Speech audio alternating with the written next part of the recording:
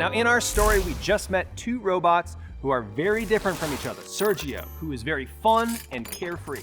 How many guys out there are more like Sergio? Then we have on the other side, Pixie, who responds to every situation with logic and intelligence. How many of you guys are more like Pixie? That's great. I'm so glad we have some of both. Differences can make us uncomfortable. I mean, when I think about my childhood friend Josh, he was chaotic.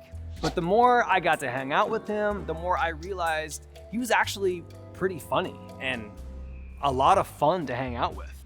What if God made that different kid different on purpose? 1 Corinthians 12:6 says, God works in different ways, but it is the same God who does the work in all of us. What if we decided instead of being afraid of different, we were gonna look for different? We were gonna pay attention to what God is doing in the different people around us. In the book of Acts, God is growing the very first church, but there's a problem, okay? And the problem is that there's two separate kinds of people. The Jewish people and the Gentiles. The Jewish people were God's chosen people, and the Gentiles were everyone else. These two groups really didn't like each other, but God decided he didn't want them to be separated anymore. So he speaks to a man named Cornelius through an angel.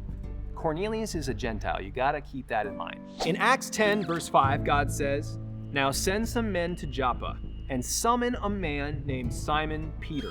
Peter is Jewish, right? And Gentiles and Jewish people aren't supposed to mix.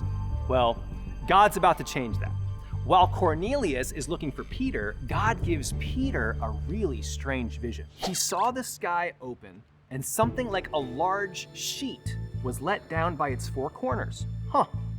In the sheet were all sorts of animals, reptiles, and birds. What? What is that supposed to mean? Let's keep reading. Then a voice said to him, get up, Peter, kill and eat them. No, Lord, Peter declared, I've never eaten anything that our Jewish laws have declared impure and unclean. But the voice spoke again, do not call something unclean if God has made it clean. Peter and Cornelius find each other and the parts start coming together. God makes it so that Jews and Gentiles now come together to share the good news of Jesus with the whole world.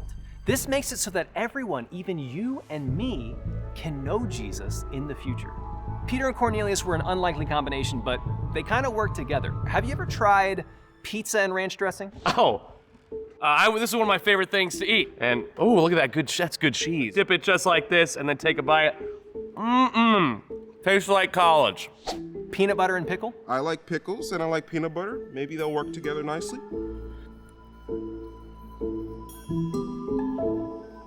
Surprisingly good. Cheeto cereal. Let's give it a whirly bird.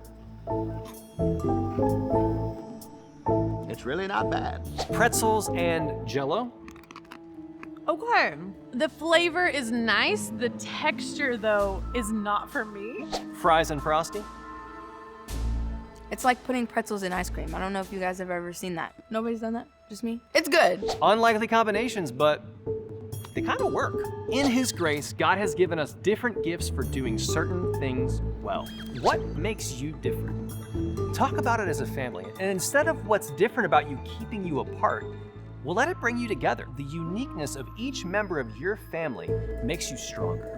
And that's the same for any group of people that gets together to do something big. Our differences are what make us strong. All of you together are Christ's body, and each of you are a part of it. Many parts, one body. This has been our Parts Devo. See you next time.